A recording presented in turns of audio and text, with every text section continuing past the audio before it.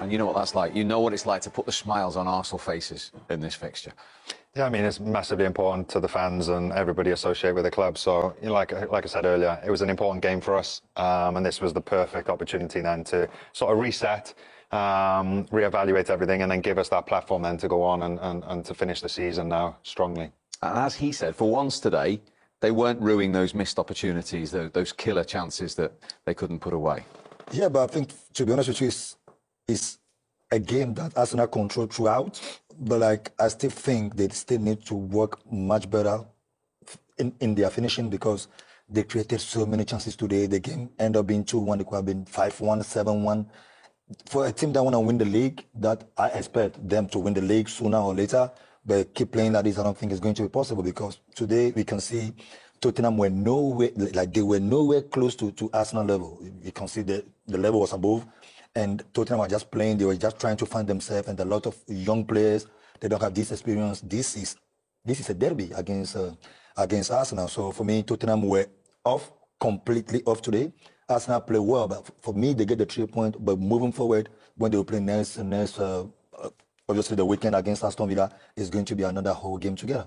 Is that still a nagging worry? Because in the last 5 minutes, when there were a couple of corners there for Tottenham at 2-1, there was still a bit of edginess, understandably, around the stadium. Yeah, I think so. I think, you know, obviously when there's just a goal in it, you know, there's always that sense of, you know, the team have one opportunity and that can hurt you. But I think, you know, it was important just to get this result tonight, get that win, no matter how, at all costs. But then they can build on this now. And like Addy said, there was chances there again, and that's been a sort of reoccurring sort of theme over the last few weeks, where they haven't managed to capitalise on decent chances. And that's something that they are going to have to address. They can't keep relying on, you know, a set piece and things like that. That can take you so far, but they do need to start converting these chances that they're making. The problems are in front of goal, and they were still there today, but they haven't been punished from that today, because Tottenham haven't threatened enough. Gabriel was magnificent at the back there, marshalled their defence. It's really important, if you're not scoring the goals, that you're trying to keep it tight at the back, and I think they did there tonight. I mean, they limited Tottenham to very few chances, but the problem's still there. It's a nice problem to have if you win the game, because then you can address it. You know, he needs to find it. How is he going to address it? With the personnel, what he has, it's very difficult without Saka getting fit. He's going to make a hell of a difference. But I'm not sure the player, what they need in front of goal, is going to be out there in the January market. I think they will be looking for it, perhaps on a loan, to bring someone in. Body, you know, they probably ruined the fact that Eddie Nketiah has left. You know, I'm not saying he's the answer, but he would have been someone who would move in there now. He's a sniffer around the box. You know, he can score goals. Chances like that tonight, you would see Eddie Nketiah taking them. You know, even with a bit part where he played for Arsenal Football Club. I mean, now he's gone. Is there someone else out there they can possibly bring up from the academy? They're good at that. Top draw players bringing in. Ranieri's come in, he's been outstanding. There's probably not a kid at a number 9. Everyone's looking for the same players around the league, especially at the top of the league. Very difficult to improve the players what they already have. And that man to come in and score 10 goals between now and the end of the season, almost impossible to find. That's the problem at this time of year, isn't it? That's you know, to find a striker right now, we're in January, to find a top striker that can win you the league. It's not easy. It's not out there. Otherwise, he will still be in the club that he's in. Yeah. And I think Arsenal, as we said, they're playing good football.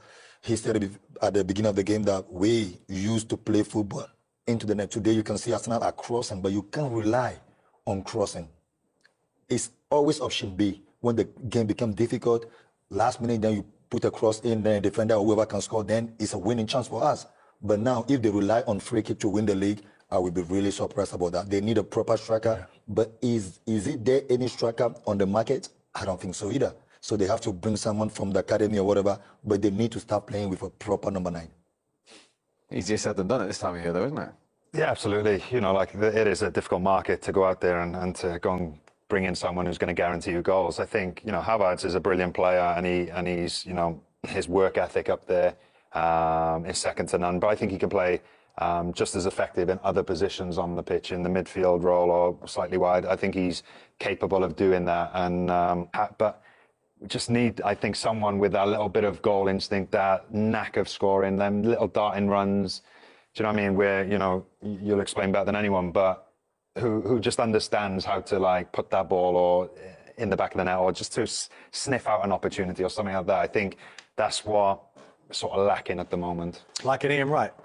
Like Yeah, like Eddie a righty, right. Where there do it you is. find one of those? Well, I'll tell you where we'll find him now. He's at the Emirates Stadium with a big wide smile on his face, righty. And he is with a very proud young man. Yes. Take it away. Yes, I was going to say, Miles, listen, I've got to say, when the first time I saw you at AL End, playing in midfield, now you're playing left back and playing for Arsenal in the North London derby, what was that like? Because I saw you like whooping up the crowd at the end when you was coming. What was it like?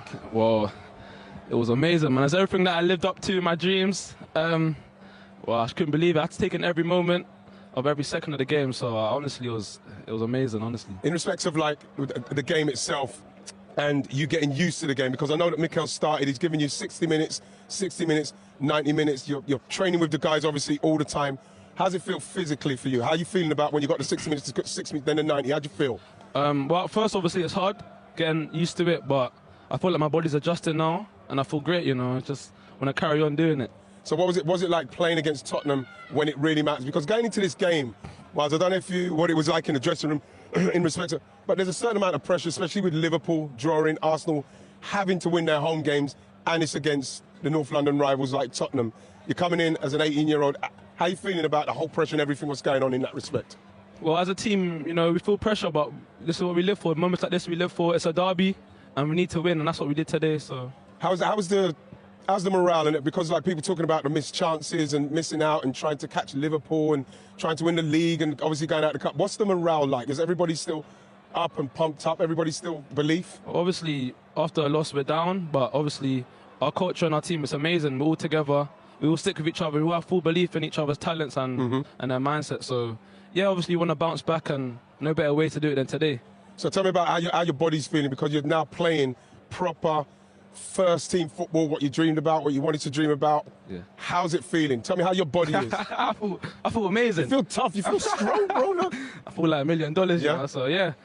Is it I'm not everything you complaining. expected it to be? What's happening right now? Yeah, everything and more, you know, honestly. Everything and more, honestly, yeah. So. Yeah, hang on a minute. Let's show you this clip. I think they got this clip. Where's the clip? Show us the clip of him. Because look at what you're smiling. What happened just now? Something just happened with you and was it Bergval? Yeah. How's you feeling now? Just happy, you know, just taking it in, soaking it in. Yes, sir. This is amazing, man. Yeah. But so at that time, obviously we hadn't finished the game yet, but you look like you was properly buzzed up. Who's here? Who's it? Your mummy, your dad? My mom, Who's here? my grandma, my friends. Your grandma's here? Yeah, I had to put on a show for my grandma, make sure that I didn't look soft in front of her. I had to make sure I was middle of my tackles for her, and hopefully she's proud of me, so yeah. We're all proud of you. We're all proud. Just before you go, though, I want to say to you, was there, with your Brennan Johnson, could have said to them, was there any of them like the physicality is feeling, oh my gosh, I'm going to be afraid of him, or he's going to be this? Nothing. Never afraid of no one. I want to go against the best, I want to be the best, so you have to go against the best. To be the best. Exactly. Nice so much. Well, all the best, man. Thank you I wish so you all the much, best. Ian. Thank you. Take it easy, yeah? Steve, back to Steve. Let me see me and my guy just shoot off. Yes, my guy. Love it, righty. Love it. And what a magnificent story that is from my.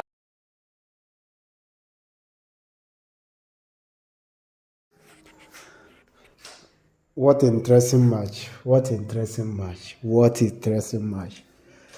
Arsenal showed that they are entitled race.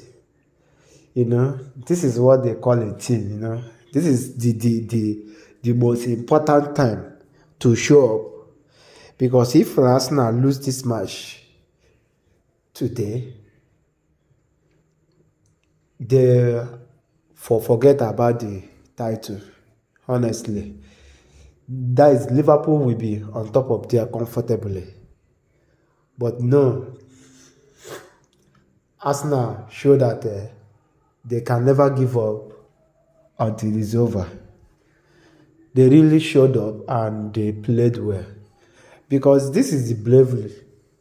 One go down, come back, equalize the game, and also in front. Even the ending part, they defend with their life. This is a team that is challenging title. It's not what Chelsea played yesterday, and even to kill the game off that problem.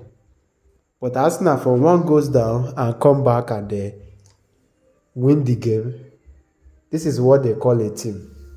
Understand? They really played well. kudos to them and congratulations to them. They played well. They tried. They show hunger. They show togetherness. They show bravery. They show strength. They show that, yeah, they are ready to fight to the end. So they honestly, they really put a fight and they paid off to the end.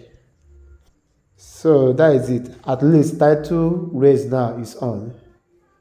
And Liverpool also, right now, Arsenal is mounting pressure on them. Tell them they are coming.